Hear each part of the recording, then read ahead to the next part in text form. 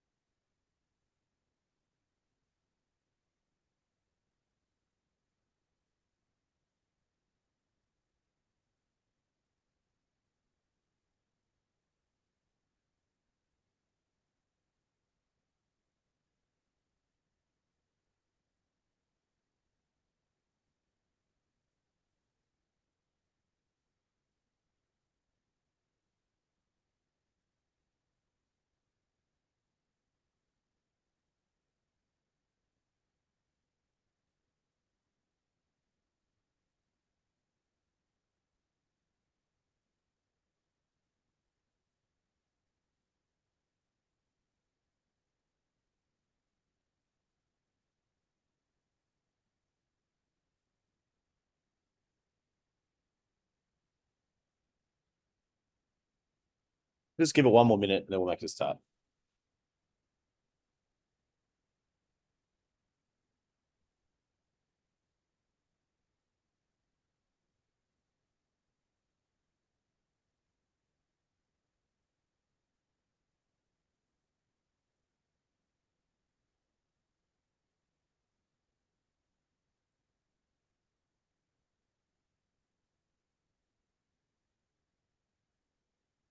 Some great participant numbers coming up on my screen. Yeah, amazing.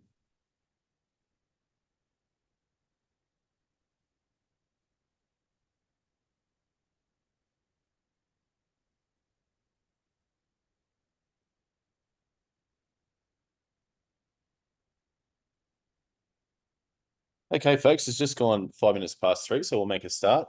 Thank you, everybody, for joining us today on our Understanding the Schads Award Advanced webinar. We've had this one planned for, goodness, it seems like almost a year. We had a really successful webinar about April last year about, some of the recent changes of the Schads Award, and a lot of participants, a lot of great feedback. This time we thought we'd do something a little bit different, and we actually are letting our audience dictate to us what the questions that they want answered are about the Schads Award. Schads Award being one of the most complicated awards out there in Australia. And I think anybody who has worked in payroll or HR or anything like that would attest to that. So I might just move on to the next slide.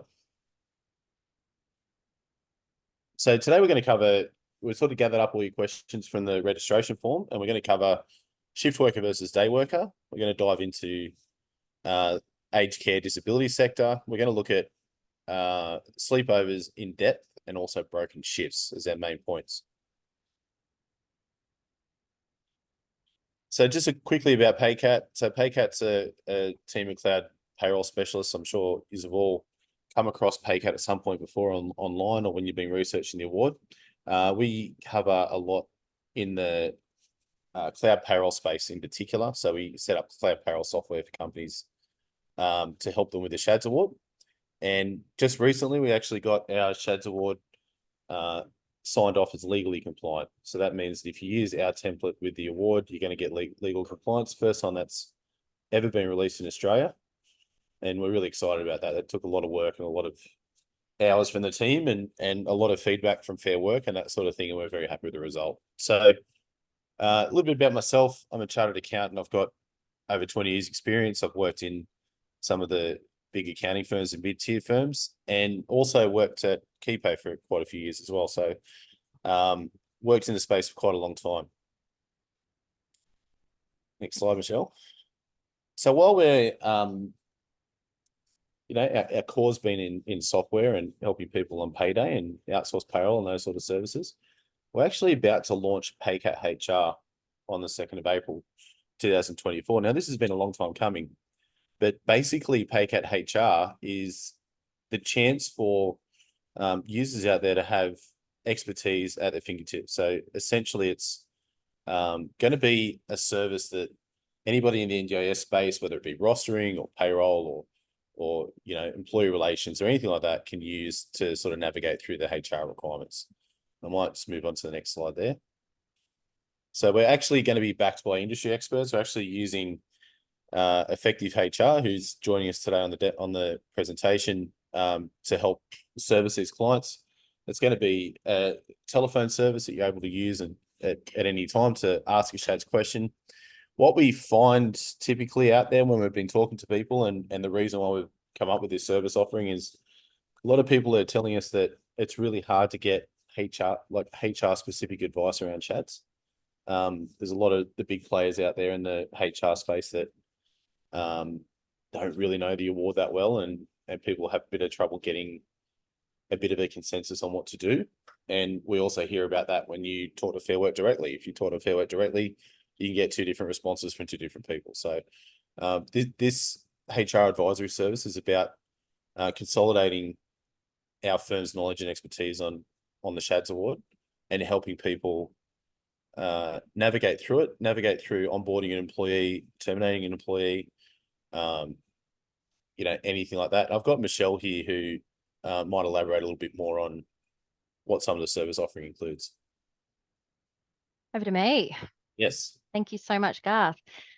So the service is going to be really, really beneficial and helpful for anyone in that Shad space who just has those questions that need to be answered. You could be sitting there writing your roster and you sort of find yourself in that position where you go, am I even allowed to roster in this way? What happens if I roster in this way and how would this be paid? So a really, really easily accessible, quick specialist to be able to call and get all these answers for yourself very quickly. PayCat HR, the service comes with a few templates, which I think is really valuable to bring up as well. So there'll be some contract templates which are being drafted and a couple of guides just to help as a I guess, fundamental from that HR space. The first one being a best practice guide when it comes to recruitment. The next one being a checklist for termination, and the last one being a how-to guide on position descriptions. So all of these, I guess, are just helpful to get your head around that HR space a little bit more, help you build the best practice and fundamental things that you need in your business to make it a bit easier, really. I think that's the whole goal, is just to make life a little bit easier when it comes to having employees under the Schads Award. So like I said before, it's you make a phone call and you get these questions answered. How we've tried to break down today's webinar is coming up with a whole heap of scenarios. So basically looking at the questions that were asked, which I can tell you there were thousands of lines of data on the spreadsheet that came through with the questions that were posed. the team really tried to sort of break that down and go, okay, what are the fundamental questions that are being asked, and how can we answer them?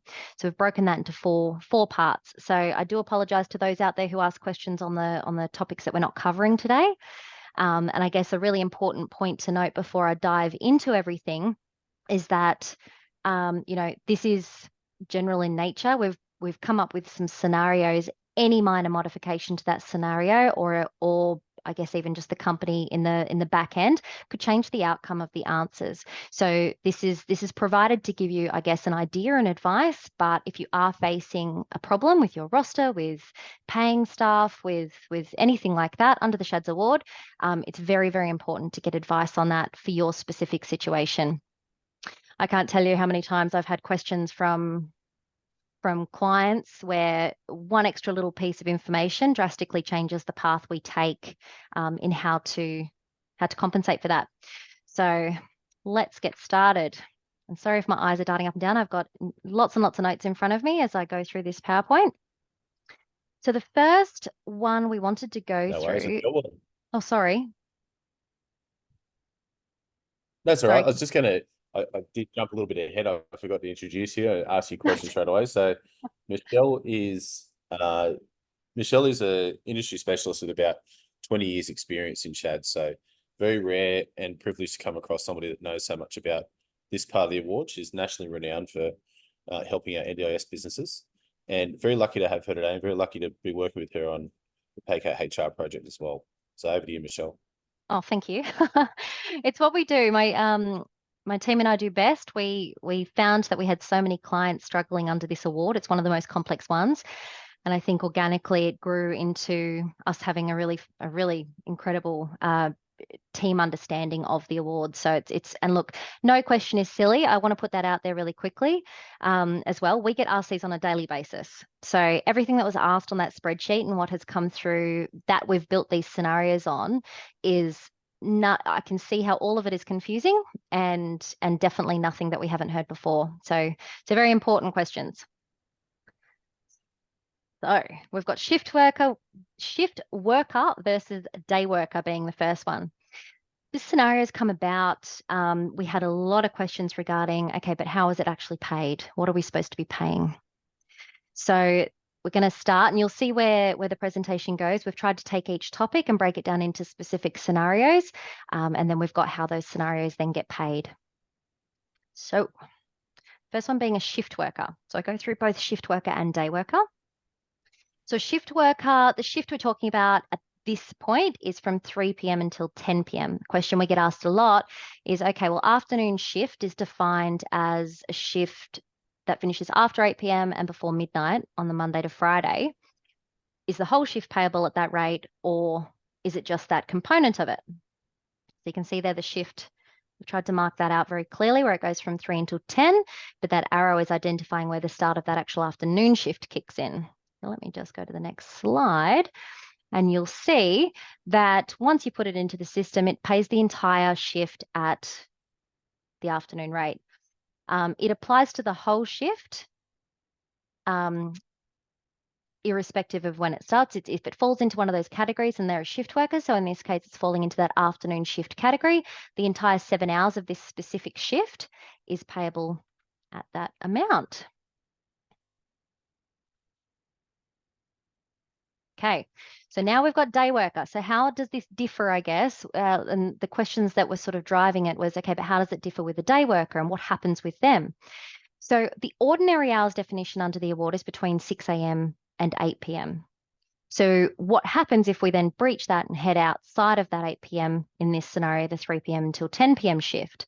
For a day worker, as soon as we hit that 8 p.m., we head into overtime because ordinary hours is no longer in existence. 8 p.m. that finishes and we head into overtime. So in this scenario for the day worker, we've got ordinary hours being paid from 3 until 8, and then we've got overtime being paid from 8 until 10. I believe it's shown. There we go. Beautiful. So plugging that into the system again, we've got the 5 hours at ordinary rates getting pulled through. And then we've got overtime kicking in at the end there for the last few hours. And now a really interesting point as well is when deciding what on earth to do between shift workers and day workers, we've had the scenario before where a client has had a day worker and I say all, 99% of the time, their hours fell within that ordinary hours definition from 6 until 8. Every now and then, they had to stay back until 9 p.m. Now, it was actually cheaper for them at that point to pay overtime for the 1 hour and keep them as a day worker than to call them a shift worker, contract them as such, and have that afternoon penalty payable on the entire shift. So sometimes if it is a rarity that you go outside those hours, it is worth doing the math off the top of my head. It would be approximately 4 hours worth of afternoon rates, which equates to the same that was off the top of my head, sorry if that's slightly off, that equates to that hour, that overtime being applicable instead. So sometimes from a financial aspect, if it's a rarity to go outside those hours, it can be of benefit to keep them as a day worker. But if you are going to be going outside of that ordinary hour definition, then you do have the shift worker up your sleeve.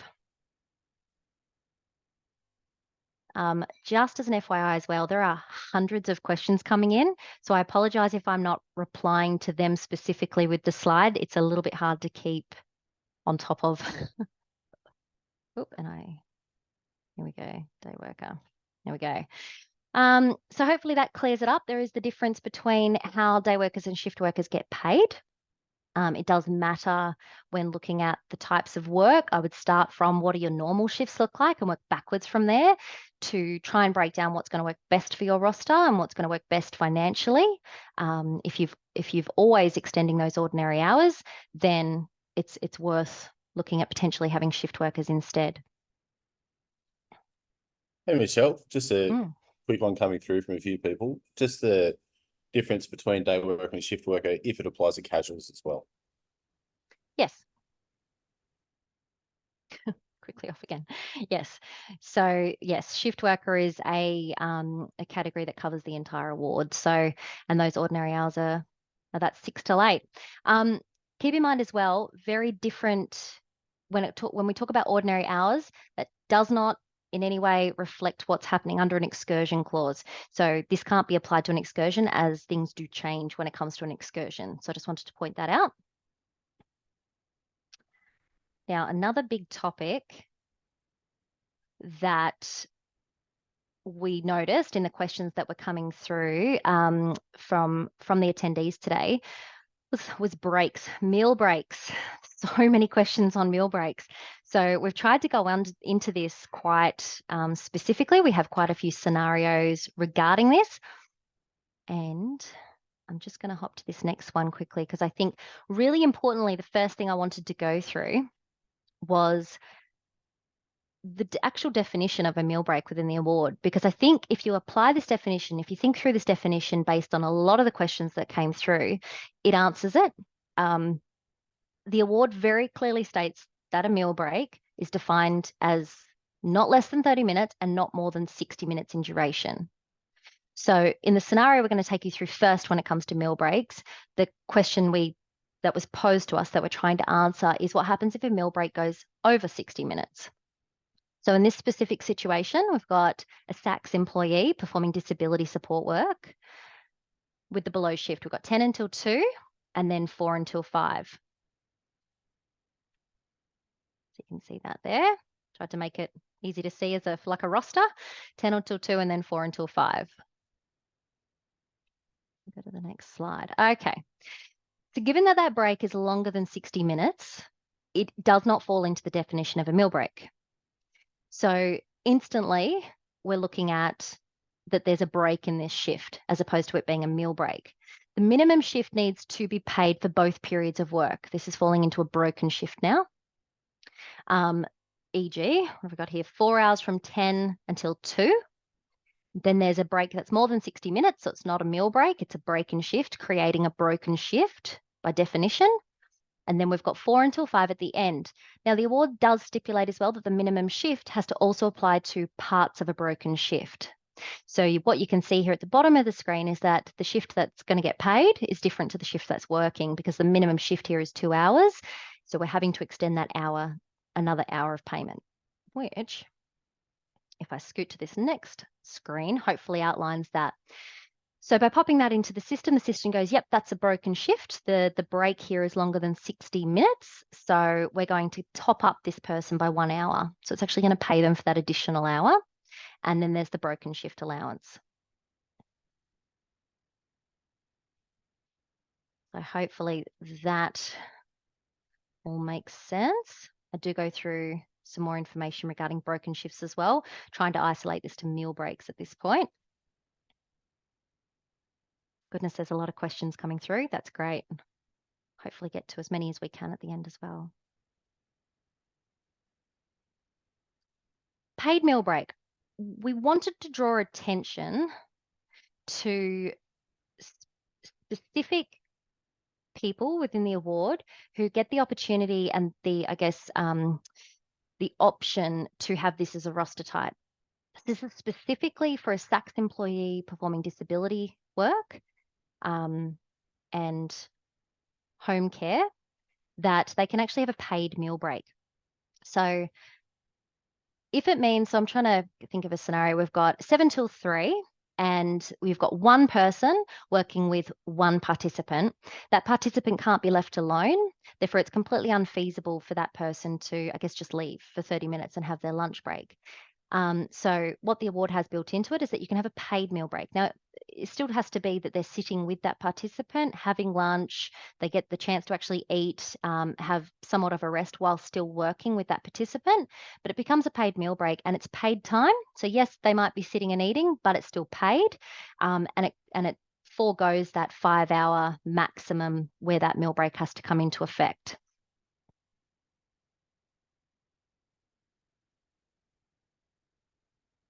There we go. So, okay. So hopefully that explains meal breaks a little better. Keep in mind, the one thing to come back to, I guess, as a primary focus is that definition of a meal break. It is very clearly defined as between 30 minutes and 60 minutes. If you have to call someone back early from their meal break and they haven't quite hit 30 minutes yet, that's of concern to me. I would say that they actually haven't had their meal break and that would be paid time. So there's different scenarios obviously warrant different answers, but definitely it has to fall within that 30 to 60 minutes or we're looking at a wholly different situation. So that definition is by all means important. Okay, there were hundreds upon hundreds upon hundreds of questions about sleepovers. So we've tried to break this down as best we can in as many scenarios as we tried to, I guess, cover all the questions. And I am sure I'm going to see so many questions start popping up when we start talking about sleepovers. One quick thing I wanted to cover, firstly, I've been asked this a lot of times, is where does the sleepover allowance figure come from? So it's defined in the award as a percentage of what's termed the standard rate. The standard rate has a definition under the award. It actually pulls it to a very specific pay level. And that's where the figure comes from.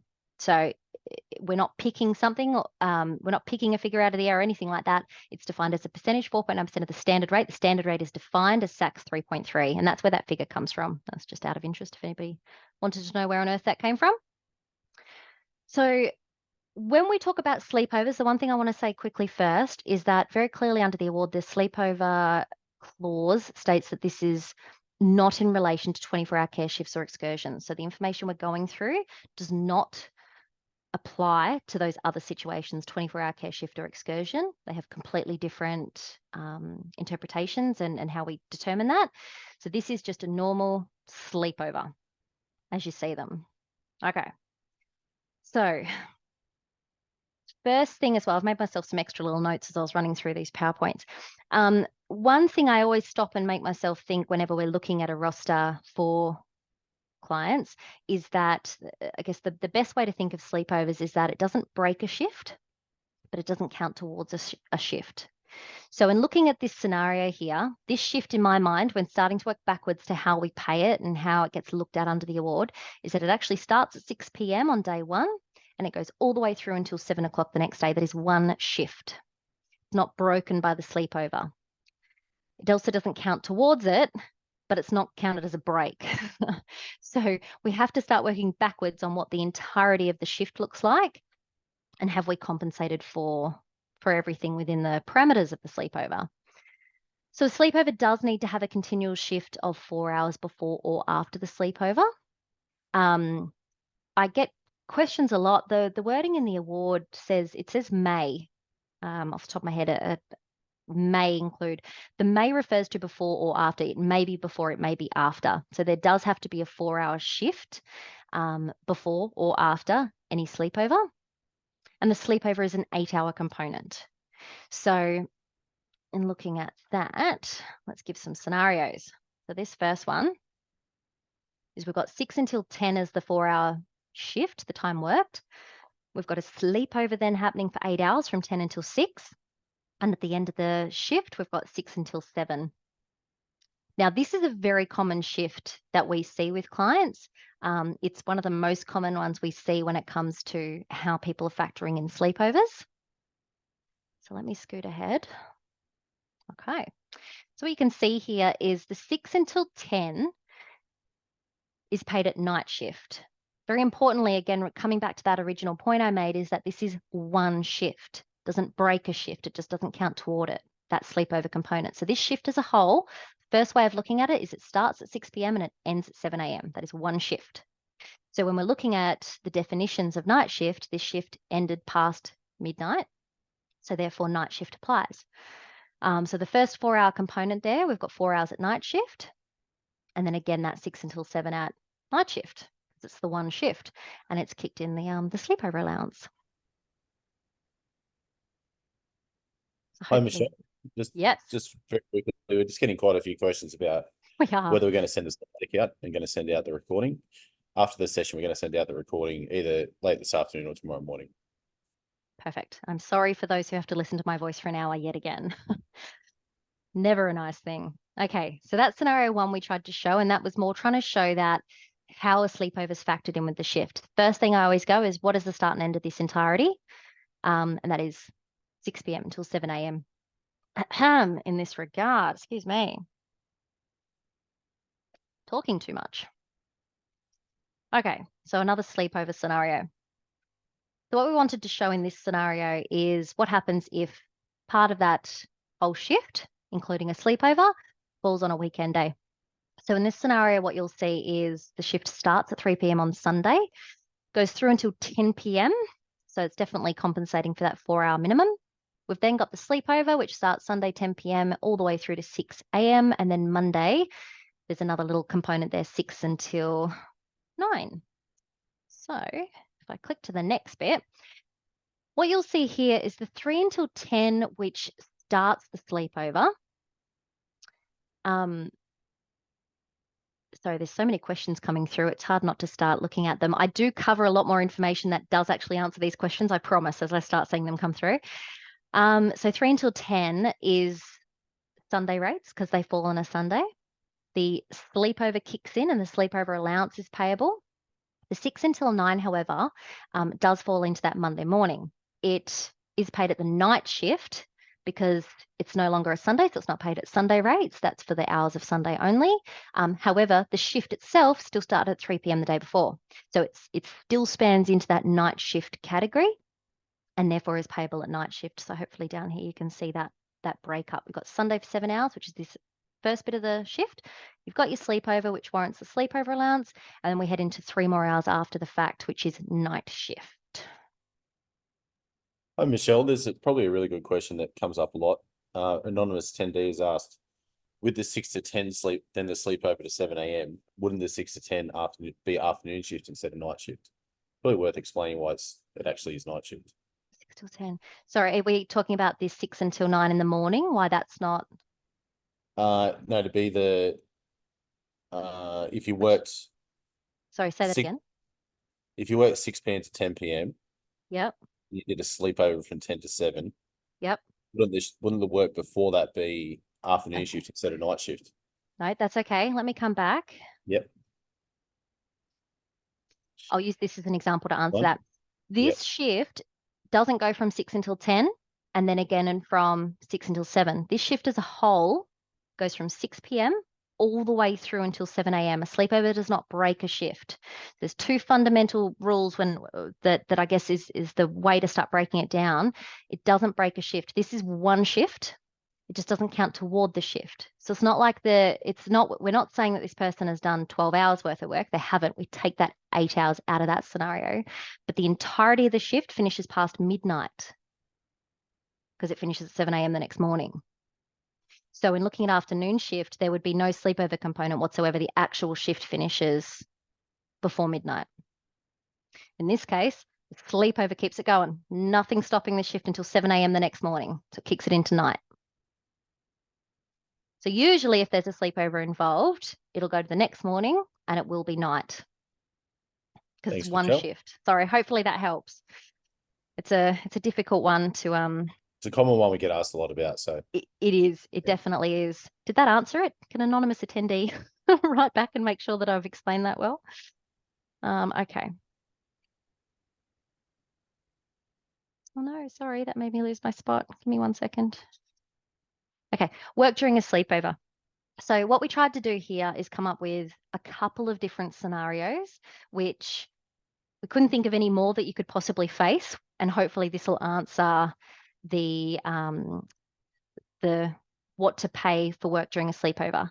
Now, one thing I want to go through first before we start launching into the scenarios, and this is really, really, really important to remember, is the way the NDIS pays funding is utterly different. We're talking apples and oranges to what your obligations are as an employer under the Schads Award. Forgive me if I have this slightly off. The last time I looked into it, that the sleepover had a certain amount that was received by the participant, and it covered the sleepover and I think 2 hours of what they call active work. Completely different to what is payable under the Schads Award. We get asked a lot as well about an active night compared to a sleepover. And I guess the only way to start really working backwards and trying to make this make sense is there's no such thing as an active night in the Schads Award. You're either on a shift and getting paid for every hour of that shift, or you're on a sleepover, in which case you're called to work if needed. There's no such thing as sort of a sleepover, but being active. And, you know, we hear so many different, I guess, breakdowns and questions and definitions of this. It's that, I guess, start from scratch when you're thinking about what's payable and forget about how the NDIS pay their funds, because they do not correlate. The NDIS funding and the Schads Award, they are in no way, shape or form correlated, much to the detriment of the employees out there under the Schads Award. And we appreciate that. So I guess it's, you know, we do have clients that have shifts that run overnight. And if that's the case, it's like a shift during the day. Every hour is payable. If it's a sleepover, then it's a sleepover. It's an 8-hour span of time, and any work during that sleepover is at overtime. So it's one or the other. Hopefully that broke it down well enough. So let's start looking at the scenarios that we've come up with and how to pay that work during a sleepover. So again, this is not a working shift night, an active night or anything like that. It's not someone who's on and working all night. This is someone who's on an 8-hour sleepover component, who has a bed, has linens, etc., and they're sleeping and are called upon if needed. So scenario 1, we've got an employee works less than 1 hour during a sleepover. We've got scenario 2 being an employee works multiple periods during the sleepover, however, less than 1 in total. And scenario 3 is an employee works 1 hour during a sleepover. Sorry, works over 1 hour during a sleepover. So we're going to show how to pay each of these scenarios. So scenario 1, we've got an employee works during a sleepover. However, it's less than 1 hour in total. So in this scenario, we've got 6 until 10, which is ticks off our 4-hour minimum before or after a sleepover. We've got the sleepover component, which is 10 until 6. This person then works from 6 until 7, and you can see this block here, which is Tuesday midnight till 12:15, which is work during a sleepover.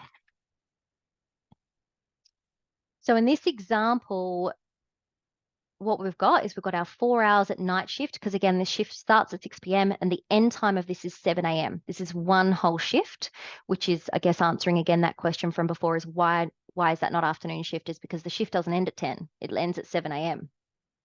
So the first 4 hours is at night shift. We've then got overtime for that 0.25, which is 15 minutes that was worked between midnight and 12:15. The system then says, well, it's a minimum 1 hour payment. So it bumps it up by another 45 minutes or 0.75 as a fraction of an hour. And then you've got that additional 1 hour from 6 until 7 at night rate. Excuse me. And it's bringing in that sleepover allowance as well. So that's what happens if somebody works less than 1 hour during a sleepover, which takes us to scenario 2. So an employee works multiple periods during a sleepover. However, it's still in total less than 1 hour. So we've got exactly the same situation here. We've got 4-hour shift, 6 till 10. We've got the full 8-hour sleepover, 10 till 6. And I'm going to jump to that last Tuesday, 6 till 7 in that last box, which is the entirety of the shift. Now, boxes 3, 4, and 5 show the 3 instances where that person had to get up in the night, 12 until 12:15. We've got 1 until 1:05 and 2 until 2:05. So a 15-minute period and then 2 5-minute periods.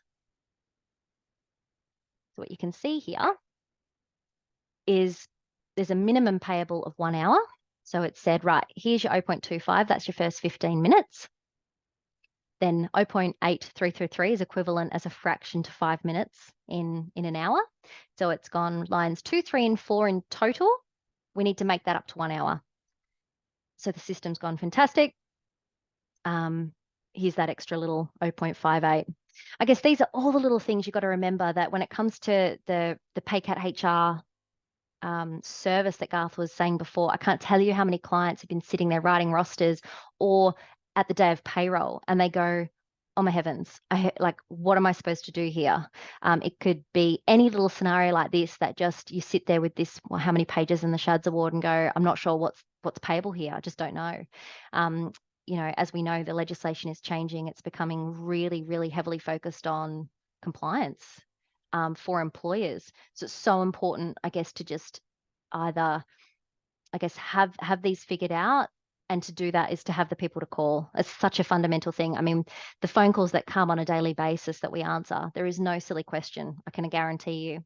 And you can ask the same question 10 times until it sinks in. It's one of those things as well. There's a 400 odd page document. It's funny, I always tell clients that I can do my own tax return. That doesn't make me an accountant.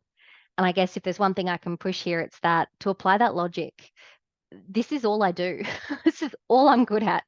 So when it comes to answering these questions, I can't run a business like what you run. It's, you know, it's understanding these things lay in a specialty.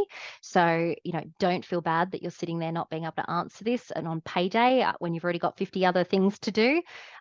This is what a service like that is there for.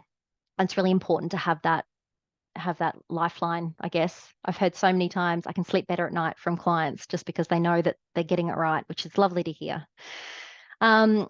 So just to recap this scenario, it's you know, this is a crazy one where they've gotten up multiple times through the night, that 1 hour minimum. So even though it's been 3 instances, it's the 1 hour minimum that's payable. So the system just picks up the rest there. And we had one more scenario when it came to this. So exactly the same shift as before. We had the 6 till 10 4-hour work, got the sleepover running from 10 until 6, and then that little buffer at the end there, 6 until 7. And we've got 2 instances of work here, one of which is 2 whole hours. So one going from midnight till 12:15, and then we've got the next morning, 1 until 3 a.m. So how we've tried to show this one is in total, the time worked is 2 hours and 15 minutes. Same rules apply when we start looking at overtime. First 2 hours of overtime are time and a half, and then it kicks into double time. So once we've breached that 1 hour, it's payable at hours worked. So that's how we can break it backwards. So it's either up to that hour or time worked, irrespective of what the night looks like. The only other thing I would probably suggest here is that to be looking at rosters if you are having a client who is having very, very interrupted nights. Very important to start looking at the work that that person is performing the next day, for example, just as a, you know, the liability still sits with employers if they haven't had enough sleep. So something really important to keep in mind, I think. Now, before I move on from work during a sleepover, is there questions that have popped up, Garth, that I could answer. Sorry, I sprung that on here. Just taking a look at you. So, um, is there a minimum wait period that has to be paid? I.e., if they get up for 2 minutes, is that paid? So it's asking about wait during sleepover. Yeah, look, unless that person is, as if they've been, again, this comes back to risk. My answer there has to be, yeah, I think so. Unless that person is asleep in bed or reading a good book, then they're no longer on that sleepover component and it's work during a sleepover. So I guess from a risk perspective, I would say yes. Um, Michelle, I just might add, just from our own experience working with our clients, that work during sleepovers are never rostered. They're something that we only ever know retrospectively. We can't plan for them. So it's very much, I think, comes back to what the employee said, and potentially if you're using care management software that actually ensures that the client's signing off on those events as well. It goes a long way to resolving dispute. yeah, yeah. And look, if something like that pops up, I'd probably ask the specific question and we'd work backwards from what the actual roster was, what that person, what work they're doing, et cetera, et cetera. But I guess fundamentally, I would categorize it as work during a sleepover. Okay, can a sleepover be less than 8 hours? We've seen this time and time again. This is the area that we're starting to go into where another caveat quickly is when we start talking about these sorts of bending of clauses, is that none of the scenarios I'm going through today have any sort of applied, I guess, manipulation, meaning there's no IFAs in place. There's no discussion on what could be done outside of this. This is just to the letter of the award. So I guess applying this on a general level is very, very important. So in looking at this specific scenario and the problems that this person's facing is that there's only a 6 hour sleepover. So we've got 6 until 10 worked. We've got 10 until 6, but 2 hours of that is quote work. It falls under the category of work during a sleepover because the sleepover lasts for 8 hours. And the best way to look at it is that sleepover in this situation doesn't end until 6 a.m. So those last 2 hours, if they needed to get up at 4 o'clock for any reason to start their day, the first 2 hours of that will be at work during a sleepover category because the sleepover hasn't ended yet. And this is just showing that. It's just showing the 2 hours of overtime. So we have to, if the award says that a sleepover is 8 hours, that is what we have to stick to. And then we've got what happens if a sleepover is more than 8 hours? Until 8. So we've got the 4 hours covered here. Hang on, I think I need to show this on the next slide. No. I'm not sure that this is showing it. And then we've got an 8-hour sleepover. Sorry, I'm not sure that that's actually showing what I wanted it to show. But if the sleepover lasts for longer than 8 hours, we're heading into payable territory. So the sleep hour ends after 8 hours. The person is then effectively on shift if they're still needing to be worked. If they haven't been sent home and they're still there, I would be looking at that as an actual paid category then. So just, I guess, look, the point of that is primarily that the award outlines that a sleepover is 8 hours, and that is what we need to stick to. Now, I can't tell you how many questions I had and have popped up in the little Q&A box I've got over here on my screen around break between shifts. So all of those people who have the questions on break between shifts, we're hopefully going to cover that now. So, okay, what happens if there is not an 8-hour gap between a sleepover and the next shift? Now, the logic here is applied the same way as 2 shifts with a 10-hour break. Same logic, different figures. So this situation, what we've got here is an employee works from 3 until 10 o'clock the next day. It's a big shift. So we've got 3 p.m. until 9 o'clock. I'm trying to follow all this. So we've got 3 until 9. We've then got an 8-hour sleepover and another block of work the next morning for 5 hours. Now, I need to quickly take a step back and just explain a few things when it comes to break between shifts. It's really, really important and fundamental to understand when looking at your rosters. The award says that there has to be a 10-hour break between shifts, or by agreement, 8 hours if one of the shifts is contiguous with a sleepover. So let's look at the scenario of shift A and shift B. They have to be 8 hours apart if let's just say shift A is after a sleepover. Now, the parameters in the award that starts talking about payment of overtime, and in this instance, it's if overtime has applied to shift A only. So if you haven't rostered there to be that break, it's actually a breach of the award. So very different situation to we just pay double time until someone has had that break. So in this case, we've got 1, 2, 3, 4, 5, 6, 7-hour break. However, if I go to the next slide, I'm pretty sure it starts showing me the overtime. Here we go. So the shift itself goes from 3 until 9, which is 6 hours, and then we've got 5 until 9 in the morning.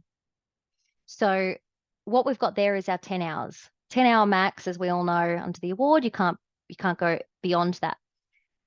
This person has had to continue working on that first shift from 9 until 10. So we've got 1 hour of overtime.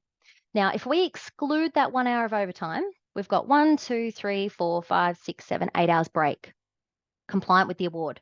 We have to either have 10 hours break or 8-hour break if it's contiguous with a sleepover. In this case, they've got that. Now, because that last bit of that shift with the sleepover has pushed it into overtime and it's gone till 9, what it's saying is basically there was an 8-hour gap, but because of the overtime, there's no longer one. So you've got two options. Either this shift at the end from 5 until 9 all gets paid at overtime, or they have to be off work without loss of pay until they've had that break. So if 2 shifts are rostered without that break, it's a breach. But if shift A kicks into overtime and it creates this problem where the break is no longer 8 or 10 hours, that's different. Then you've got the overtime that can be applied to the second part of the shift. So I guess key learnings here is when looking at the roster, always have the break. 10 hours between shift A and shift B. If either one of those shifts are contiguous with a sleepover, by agreement, it can be 8 hours. But only if overtime kicks in under the first shift can the ruling then work when it comes to overtime for shift 2. So hopefully that's broken it down. A lot of figures I was throwing out there. Oh. Okay. So now we're into broken shifts. So heading back to the message from meal breaks, there is a definition of a meal break, really easy for us, between 30 and 60 minutes. The minute it's more than that, we've created the situation of a broken shift. Now, keep in mind that there's only specific people under the award that can be in broken shifts, and that is SACs, disability workers, and home care. Outside of that, it can't be a broken shift. And just if anybody's curious what happens if that does occur, if you do have a rostered broken shift for someone outside of that definition, it's actually a new shift. So it has to have the 10-hour break. So it's not looked at as a broken shift at all. It's just a new shift. Okay. Here we have an example of someone working from 6 until 10 o'clock in the morning. And then again, so our break is huge. Our break's hours and hours and hours long, definitely more than the 60-minute parameters of a meal break. And then the last part of this shift is from 6 until 9 o'clock at night. So the 12-hour mark is at 6 p.m. because the shift started at 6 a.m. Therefore, if that broken shift span hits more than 12 hours, it's all going to be that overtime amount applicable, which I believe is shown on these next 2 slides. So we've got the minimum shift that needs to be applied to both periods of work because it's now a broken shift. We've got the broken shift allowance, and double time needs to be paid for any hours over that 12-hour span. Another question that I did see pop up on the spreadsheet was, so you can have a broken shift with 1 break, you can have a broken shift with 2 breaks, so 3 parts of the work. You cannot have more than that. So if you try and roster an additional break and part of the shift, what you're actually doing is a whole new shift. And again, we have to apply that 10-hour break between shifts. The definition of that broken shift is only to a maximum of the 2 breaks, 3 parts of work. So I did see that pop up quite a bit. So no, I'm sorry, you cannot go into that extra little package of the broken shift. So here is just showing how that gets broken down. So our shift started at 6 a.m. and we've got this massive break in the middle, and anything after that 6 p.m. figure in this broken shift is going to be paid at excess of 12 hours, the double time amount. I've tried so hard to leave some time for questions, which I believe I have. Whew, I did it 10 minutes ago. Well done. Well done, Michelle. So just on before we go too far beyond it, you mentioned about the break between shifts being 8 or 10 hours. Yep. We had quite a few questions about whether that applies to casuals, which is Good question. Yeah. Very good question. So the award states that that applies to both full-timers and part-timers. It actually says other than casuals. What that means is that it is a breach of the award if you don't give a casual that 8 or 10-hour break between shifts. You simply can't do it. Forgive me, the figures escape my mind. Be talking, $15,000 as a breach of the award fee, if ever caught, and that's per instance. If you've done that for 10 employees over a 2-year period, you can imagine how hefty that would be. So the casuals, full stop. There is no financial parameters around compensating for that break. They have to be given the break. Keep in mind, the break has to be there no matter what. It's only if shift A bumps you into overtime do you then have the financial parameters to compensate for shift B. Otherwise, it's still a breach. So very complicated area. I think it's one of those situations, again, where you'd want to just probably ring Paycat HR and actually go, here's my roster. Tell me where I'm going wrong. All right. So it's complex, that's for sure. Michelle, there's a show of hands feature on Zoom if you want to use it. Does anybody want to let us know, is Paycat HR something that you feel like would be useful to your business? Oh, a lot of hands up. Is there? I can't see what you're saying. That's great. Yeah, it just got flooded. So that's a great response. So I appreciate that. I think the key is that there's a lot of misinformation out there, and I think a lot of it comes from potentially from relying on software that doesn't really get it right. I think that's where a lot of it comes from. We blindly rely on our software, and I think having a resource like Michelle's team and Paycat HR's going to be invaluable just to get, like Michelle said, when you're rostering or payday or even an employee dispute or a fair work audit or something like that, you've got somebody you can call and rely upon with industry knowledge that knows the answer and is an authority resourth. Yeah. There are a lot of questions here, Michelle. I've got so many questions. There are so many. The first one here talks about an excursion by the sounds of it. I did not go through excursions today. So it's certainly something we can look at going through on a different webinar. We had to pick the top 4, I guess, identified areas that the questions came through about. But if there's overnight stays involved, we're going into excursion territory, which is a whole other barrel of fish. What's the saying? A whole other problem in itself, and probably a whole other webinar. So when we're talking about 24-hour care shifts, excursions, even the quantum of leave when it comes to shift workers, all of those are very complex in themselves and warrant time being talked through with scenarios. So sorry, there's probably going to be some questions here that I can't answer purely from a time perspective. Someone said, do we identify a broken shift or less than 8 hours between rostered work? I guess that would depend very specifically on the roster itself. I'd need to have a look at that. But realistically, if you haven't rostered 8 hours between 2 shifts, and obviously this is with the scenario 1 contiguous with a sleepover, we're breaching the award potentially. So tread lightly in that area. If you do have a roster that doesn't have those breaks, potentially very risky. Oh, I've got hang on, we've got that as a specific broken down scenario. I'll, if there's time permitting, we'll try and come back to that. 10, 11, 12, 1, 2, 3. Okay, I see. So what's been broken down is we've got 3 until 10, 10 until 7 is the sleepover. I'm assuming that's 8 hours without doing the math. No, it's not. It's 9 hours. So one, we've got a problem with the length of the sleepover. 7 until 10, and then the next shift starting from 3 until 8. Well, firstly, that shift as a whole started at 3 o'clock the day before. So you're at double time because you've breached the 12 hours of a broken shift. The sleepover does not break the shift. Remember that fundamental rule. There's a lot of problems with that roster. I definitely would seek some specific help on that one. That's going to cost a lot of money. I'm not sure what these questions relate to. Sorry, this one says, does it have to be Monday to Friday or can it be Friday to Saturday? Sorry, reclarify. Does a work week need to be calculated from Monday to Friday? Okay, I'm paid based on. Oh, okay. So your pay cycle is where this kicks in. Not exactly sure what that question's relating to. Sorry if I've missed something there, but your pay cycle is where you're going to be looking into your payroll system's going to be in line with it and how you're calculating it. So it can run Tuesday to Monday, it can run whatever day implemented. Is a day worker pay rate less than a shift worker? Not the actual pay rate, only how penalties, etc., and how you apply the award provisions apply.